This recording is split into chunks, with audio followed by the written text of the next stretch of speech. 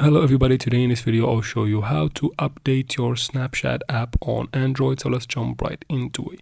First we go ahead and go to Play Store. Once you open Play Store, search for Snapchat.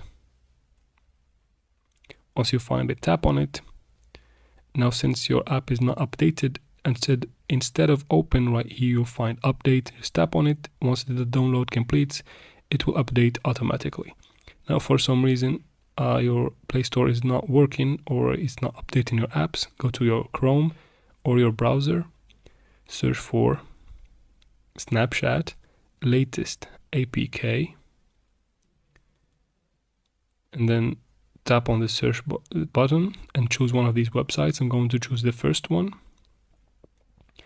Tap on latest version and then tap on download.